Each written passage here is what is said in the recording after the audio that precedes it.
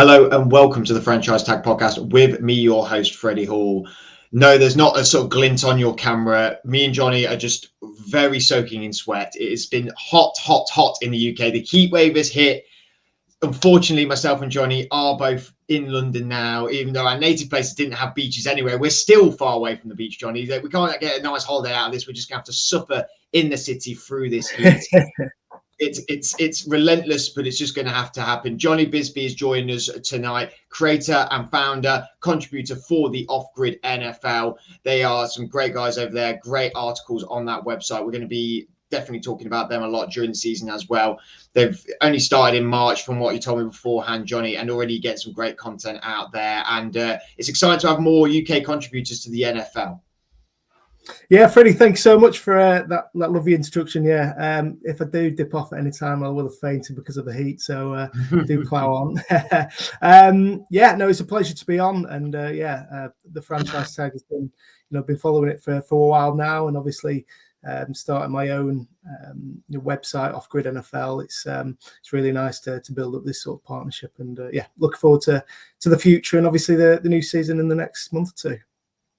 Well, we're crawling very slowly to the season beginning. I mean, well, at least we've got the football, the Euros to keep us occupied. I've been definitely enjoying that, and well done to England beating Norway dramatically 8-0 the other night. I mean, I missed the first 5 minutes and then turned on it was 2-0, and then suddenly by the time it was half time, it was 5-0. I mean, what a great game.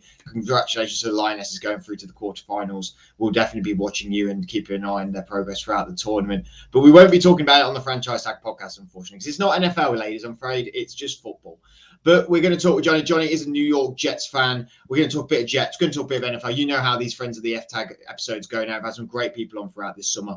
But we're going to have to talk about the Jets. Of course, we're going to talk about the man of the moment, Mr. Naughty himself, the Stiffmeister, Zach Wilson. He will be a subject to talk about at some point. But let's take us back. We feel like we're going forward to the NFL. Let's go back a little bit. Let's go back to April. Let's talk about a little bit of the offseason with the Jets, Jonny, and a bit of the draft as well. I mean, the draft happened and everybody had the same thing on their lips. The Jets have won the draft. I mean, Sauce Gardner with the 4th pick, cornerback, Garrett Wilson at the 10th pick, wide receiver, trading up for Jermaine Johnson, who just fell. And some people had him going in the top 10. You go into the second round, you get Breece Hall, you trade up for him with the Giants. You go into the third round and you get Jeremy Ruckers, tight end. Not a lot of people will know him. Not a lot of tight ends were known about in this draft. However, Andrew, our resident college guy on here, it was a big fan of the tight end and said that was a great steal there in the draft. It was a late night for us all, Jonny. Did you stay up? How did you feel, the Jet fans? I mean, usually you guys do pick early, so usually I can imagine you do have an early night. But this time you couldn't get out your chair, or the movement, or the trades in the picking itself. It was a special night, wasn't it? It was for a Jets fan, it was fantastic to see just how well Joe Douglas did once again in another draft. I think we've had some fantastic selections over the last 2 years, but this one was really where I think it hit home for a lot of Jets fans that we're in a really good place this off-season. I think before the draft we'd made some fantastic off-season free agency moves. The draft was just brilliant to just top it all off, and very exciting to see the Jets Twitter on draft night. I think everyone's in for a very, very happy 2022, hopefully. Maybe I'm being a bit pessimistic. I'm still undecided how well we'll do this year, but I'm sure we'll see that the foundations have been laid, and I'm sure it'll be a much more positive year in New York. Well, I know you're probably a little bit of the fan of the franchise tag, because I have been one of the guys who's been saying for a couple of months now, and I know you've been watching, so you've probably heard me say it, but there's teams out there, the Lions and the Jets, that if you're going to do a switcheroo where like the Bengals did and turn into a really good team, you've got to lay them foundations, and the Lions are doing it. And I felt with your draft, you guys are doing it as well. Is this the first draft in quite a long time where you said foundations, that the foundations are coming for this Jets team, that not that there's hope, but there's a plan in place moving forward, whether that be with Zach Wilson or not, but the players that you drafted, the acquisitions you did, the moves you made, very smart moves. Teams that have notoriously been poor in the season NFL, sometimes in the offseason, the Browns being one of the classic ones, make these moves. Well, I don't get why you did that. I mean, you traded Jamal Adams all them years ago, and everyone was a bit up in arms about what would you do? You've traded away your best player. evidently that's sort of worked out in a way, though you've not been better for it. It has sort of came around again, because with that pick, you got Garrett Wilson and the other picks as well. Does this feel that this is one step moving forward now for the New York Jets? Yeah, absolutely. I think, yeah, you mentioned there's a plan in place, and I think that's definitely the key thing. I think Joe Douglas has been just so much more positive the last couple of years. One of my fondest memories was when we drafted Sam Darnold, and how much I thought, oh, this is it. This is going to be the change. But obviously, as we know now in hindsight, that was that wasn't to be. But I do think that we're really building around our quarterback finally. And also, on defense, I thought we really channeled in on the secondary this year. Obviously drafting Sauce, but I thought the free agency moves of DJ Reed, Whitehead as well, the safety, I think is a really big pick coming from the Bucs. So yeah, I think there is a real real sense of positivity. Planning, laying down the foundations to hopefully go on in the next couple of years. Obviously we have a difficult division. I'm quite pessimistic still, I think, going into this year. I've been a Jets fan probably for about 10 to 12 years, and I don't know winning season. I don't know what positivity looks like for Gangrene. So I'm still, holding back a little bit. I think we've got, our divisional rivals, especially the Dolphins and the Bills, have had very successful off seasons. The Dolphins with all their additions, but also, the Bills drafted very well, I thought, partnering White alongside, their new pick in Kerry Elam. I thought he's a really good man coverage man to go alongside. So, yeah, I think there's still a few years to go, but we'll get there. We'll get there. I think if we can get a couple of wins over our divisional rivals this year, then I think that spells out a positive 2022 and a very successful one to go with that. I completely agree with the DJ Reed and Jordan Whitehead additions. I said that they're really great. I mean, I think it was Andrew on here as well who said that Jordan Whitehead, and he was like, "What do you mean, Jordan Whitehead?" Great. I was like, "Do you forget how good Jordan Whitehead was in that safety room for the Bucs, and he was on a Super Bowl winning team? That player can play." And likes of Solomon Thomas as well, CJ Uzoma, Laken Tomlinson, like very secure players and trench players as well. The same thing that you did in the draft, getting a trench player in Jermaine Johnson, that edge threat is just phenomenal, I think, as well, and such great value to be able to trade up and get him. What I would say is, you mentioned just on Sam Darnold, and obviously there's been this transition now from Sam Darnold to Zach Wilson. Again, we'll talk about Zach Wilson in a moment, but them times with Sam Darnold, I was very, very positive about you signing him. I mean, I think I got I dived too deep in certain American analysts about Sam Darnold being really great. And I mean, he just wasn't great for you guys. However, where's the blame lying with that? Is that for Jets fans? Because on the outside, from us outsiders, from people who don't support the Jets, it's very easy to blame the organization or Sam. But in the Jets camp, do you think there is someone to blame for that, whether it be the organization for not supporting Sam enough, or for actually Sam just not being good enough to be able to sort of turn the franchise around, but really did need to be turned around? Yeah, I agree. I think, obviously Sam Darnold was an exceptional, quarterback in college. So I was taken third overall. And I think, I was in my heart. I think last year when we did draft Zach Wilson, part of me was thinking, "Oh right, come on, let's trade back maybe and we'll build around Sam." I think I was in that sort of camp of, it's going to be another few years until we see some sort of development through Wilson. If we've already got a decent and hopefully can become a great quarterback in Sam Darnold, then we really should be making the opportunity to build around him. I just never thought we gave him an opportunity to progress. There wasn't, we didn't have, I'd say, a standout receiver. Our offensive line was very poor, in the 3 years he was there. And yeah, I just thought the organisation was it was a very toxic sort of feel to it. Obviously with Adam Gase, we come off the back of Mike McCagnon as well, with some terrible decisions, I think, made by the franchise over those 3 years. So it just was a very toxic sort of relationship, and I'm sad, obviously for Darnold. He's gone to Charlotte, and didn't quite work out for him last year.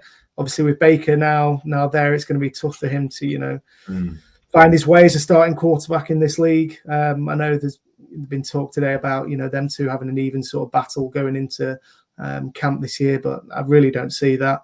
It is sad at the end of the day for Sam, but I think Jets fans will have forgotten all about him now, and coming up to the new season, they're all behind Zach. Most people are from speaking to Jets fans and seeing on Jets Twitter, obviously after this weekend as well, with all the hype around him and his love life, they see him as the man going forward, and I'm just praying that he can progress into a really good quarterback this year, show the signs of being the man to take the franchise forward. Yeah, I mean, nothing screams like a winning organisation than having a quarterback duel out for the quarterback spot. I mean, that's worked so many times in the NFL. So good luck to Darnold and to Baker. I don't know what the Carolina Panthers are doing. They had so much promise. We hyped them so much last year on this podcast, and they just did not deliver. I'm glad you have moved on to Wilson and to, his antics this weekend. I'm not that bothered about diving into he's right or wrong to do what he's doing or what's going on. But I've thoroughly enjoyed the memes, I have to admit. The NFL UK, NFL worldwide has really delivered on a lot of very, very funny posts on social media. It's been good fun, hasn't it? Honestly, I'm so glad that this has happened in July rather than September, because Jets Twitter can be the worst place in the world at times. Especially, if Wilson, wasn't playing well and this sort of thing came up, it would have been a completely different story. But yeah, it's without going into the details of it, it's good to see that his teammates are giving him a little bit of chat, and there's that sort of camaraderie around it. But yeah, I think it's good that it's happened in the off season. That's all I'm going to say. Honestly, do you think that this will just blow by with Wilson? Do you think this is just a bit sort of talk for the sake of talk? I mean, this would have come up in the season if it did happen in the season. This would have been a talking point. But I think you are right in the sense of, if you've been playing badly, even if you've been playing well, I suppose this would have still been mocked or anything. I know, again, we're not agreeing or disagreeing with what Zach Wilson's done or with the people that are hurt, and we don't mean wish any ill wishes on anybody. But let's talk more about Zach Wilson's actual capability as a leader, I suppose, because it's a tough organisation, it's a tough city. He didn't perform last year. The Jets are clearly building to try and help him. Do you believe that he has got the talent there? You mentioned that he looks like the guy going forward, but give me a bit more detail about what do you see in his game that makes you think that he's going to get his franchise back to winning ways? Yeah, I do see a lot of the leadership sort of aspect that you mentioned in Zach. I think from the moment he was drafted, there was just something, that sort of spark that he had, and I think he was someone that can definitely galvanize a locker room. And then the few wins that we had last year, there was a sense of after that victory that there was something sort of brewing, something I don't think we'd seen as a franchise for a while. I mean, he's on the field sort of.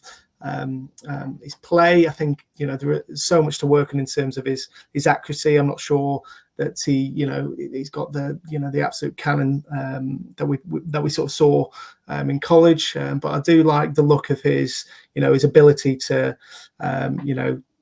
didn't panic. I didn't think last year when he was pressured. I feel he was able to get out of some tricky situations. I'm just rooting for the guy. I think he he's got all the sort of hallmarks to be a very good quarterback in this league.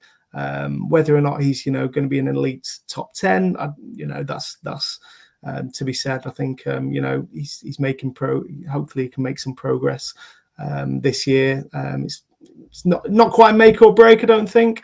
It's obviously a difficult franchise if things aren't going too well. But yeah, I'm very positive about Zach going into 2022. He's Joe Douglas has finally put all his resources around him. He's in a great position to progress. So yeah, I think it's just down to Zach now, and hopefully this this storyline that we've seen this week is just something that's just brushed under the carpet in the Jets career of Zach Wilson. Believe me, there's been plenty of worse things been done by NFL players who have been brushed under the carpet, and that's just a sad truth, unfortunately, of the NFL for anyone who's new to it. I mean, it was all going a little bit too well for the Jets, wasn't it, really? Good draft, good free agency, really quiet, no noise. This Wilson thing comes up and it's like, oh, no, there's a bit of disruption in the Jets organization. And then there's more noise coming out today that Mekhi Becton is pretty much going to be traded. They don't know who to. The big rumor, which obviously I'm going to get completely behind being a Pittsburgh Steelers fan, is that he's going to get traded to the Steelers. It's reportedly maybe for a second and a fourth in next year's draft. Now, a lot of reports are saying that they've not brought him into camp, that he's drastically overweight, that he's not healthy, that he's not fit at all. And really, he's just completely checked out the organization. And by doing so, has maybe lost his way a little bit with his athleticism, and they've equally gone, well, if this is how quickly it can turn and you're not willing to make the work to be able to get back to be ready for the season for us, then we're just going to have to get rid of you. I mean, I don't like that from a player at all. It's definitely like forcing themselves out, but the Steeler in me loves this trade. Like, I would love Mekhi Becton. If I had Mekhi Becton, 23 years old, a left tackle for Kenny Pickett the rest of his career, I'd be very comfortable with that for a very long time. So, I mean, it's not definite it's going to the Steelers. I mean, it may not go to the Steelers. He may not get traded at all. Maybe they work it out, or maybe he just doesn't get traded anywhere. We've seen a lot of players just have to sit at teams, unfortunately, which is a complete waste of talent. But we don't know what happens, behind these closed doors. But what have you made of the Becton reports that have come out and that he may be traded? I mean, given that he was a first-round pick for you guys only a handful of years ago. Yeah, this is a player who I've been just clinging on for hope for some time now. After he's brilliant, I thought he was brilliant in his rookie year. Obviously, injuries kept him out of last year, but whether or not they were, just off the back of his apparent laziness, apparently according to the frustrations that have brewed over from coaches today. I still think there's a fantastic player in Becton. He just needs to get his discipline up and around him. I think what we see sometimes on socials is he's a very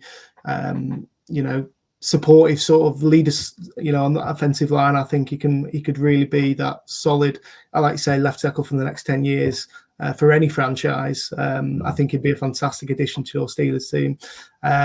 But like I said, there's still a little bit of me that's clinging on some hope for Mekhi. I thought he was going to be the protector for Darnold for those years. When we took him out of, it was Louisiana, wasn't it? He just looked an absolute behemoth for the man. I mean, obviously he is. He's a great man, but obviously he needs to control them sort of weight, his injuries. It's a tough world out there in the NFL, and if he can't get his discipline right, then he's going to find himself in a tricky sort of situation. So, yeah, it is difficult, like I've said. But yeah, there is a little bit of hope in me that's still clinging on. I think he's George Fant, obviously he's probably our best tackle, but I see Becton, if he was to stay fit and have a successful year this year, he'd be our prime tackle, and would have a really solid left side. So it's disappointing to hear this news, but it's not surprising for me. I just hope we can get this sort of resolved for the player's sake. He's a talented player, so if that does mean he gets traded to somewhere like the Steelers, then that's a good thing, I suppose, for the player's career. Do you think it is a bit of a problem with some players in the NFL that the Jets organization has not been that stable in recent history, traded away big primetime players, and it's always pastures greener sort of thing for these guys, and they want to go to a successful team. They may quote unquote, I suppose, people like Jamal Adams, and Mekhi Becton now. Do you think it's a bit unfair to the Jets organization? You have people like Joe Thomas, who was at the Browns for all that time. And there's players who have played for teams for all that time that have not had winning seasons and not done well, but they've been committed to that team. And during it's the Jets, unfortunately, in the recent history, I suppose, a bit of a victim of that because they haven't been able to win team. They've not been able to retain some of the really supreme talent you've got. And do you think that's unfair on that organisation, or do you think it is every player's right, but they want to try and get to the mountaintop, I suppose, rather than have that loyalty to the team that drafted them? Yeah, no, completely. I think for any sort of sports star, moving to New York it's an exciting, but it can obviously be a very daunting, career move. We saw it obviously with OBJ, the Giants. Fantastic, few years, but I think the state of that franchise sort of got to him as well. I don't know if it's unfair, to sort of say that it's the problem, the franchise, the expectations on a franchise, and doing not doing as well as they hope. The Jamal Adams trade, remembering that sorry, my girlfriend's just started singing in the background. I'm not sure why. No problem at all. Apologies for that. No problem at all. I think the New York sporting sort of market is so big, and that can often be a problem for players in terms of like discipline and that sort of thing. But yeah, Jamal Adams was one of those sort of scenarios where it's not worked out too well for the player once he's demanded a trade. But yeah, we'll see with Becton. I'm just hopeful that the player can remain can remain his sort of discipline and for the good of his career, really, whether that's in New York or elsewhere. What song is she singing? I have no idea. I thought she was singing the best chant ever, which is JETS, Jets, Jets, Jets. I love that chant. Every time maybe she's walked in and thought, oh yeah, I'll be super supportive. I'll be super supportive partner. That's what we love on the podcast. So, that's what we're all about. All our partners are very supportive of us of being on this, and it's great to see that as well. All right, we're gonna have to fan as well. It's so warm. Honestly, let's move on to some more general NFL stuff to sort of close out the show. I suppose we've got lots happened this off season. I mean, the draft was just crazy. One of the most exciting drafts we've ever had. You couldn't it's about 2 a.m. now. Maybe I'll go sleep. No, there's another trade. There's a player going somewhere. And, okay, it's got the 3. Nothing else can happen. There's another trade, and it was just crazy. It was so much fun. Free agency was great as well. Lots of movement. Lots of players going to different places. What was your oh my God moment when you read it on your phone of any of these moves that happened in the offseason? What was the one where you was genuine joy, even though it wasn't for your team or anything like that? I mean, the first big trade where Russell Wilson moved to the Broncos, that just That's correct answer. Like, wow, that's the correct answer. Because that just honestly, after that, it was just every single day there was something major happening, and I think the Broncos altogether have had a fantastic offseason, not just with their player recruitment, but obviously with the new GM, a new offensive-minded head coach and Nathaniel Hackett. I think that I'm very positive about them going into this year. Other moments in the off season, the AJ Brown trade when that happened in the draft was wow, that's a huge moment. I thought for the Eagles, I think they again have had a brilliant off season. I'm just praying not just that Jalen Hurts is in my fantasy team, but in general, I'm just looking forward to seeing him progress a little bit more this year. They're the 2 teams I think I'm more positive about. Mentioned the Bills and the Dolphins.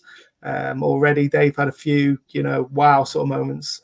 What was your feeling when Tyreek Hill got traded there? As a Jets fan, you're like, why is this happening? Exactly. And it was mainly obviously with our links to Debo. Of course, it was like the exact same time, wasn't it? Yeah, it just feels like so long ago now. And obviously we had I'm just trying to recall it now. Obviously we had a few links to Hill, and then he promptly cancelled those out, and then to see him go to the Dolphins was quite, a bit like a sword in the heart. But yeah, that's a huge trade. I'd put good money on Debo going to you. I was like dead set. I was like, he's going to go to the Jets. That's going to be great for them. Like that would have been so good. It would have like completed like what a great draft you had. Like if you had that trade, then gone into the draft and then got them back. I mean, do you take Garrett Wilson if you got Debo? Honestly, yeah, that would have been supreme. I just feel like the old sort of, the 2010 sort of era of the Jets signing big, high-profile players. Well, I don't think we're about that anymore. And there was a part of me where I was like, oh, I'd love to see Debo, but I'm not sure he would have been exactly the same player that we saw last year in San Francisco.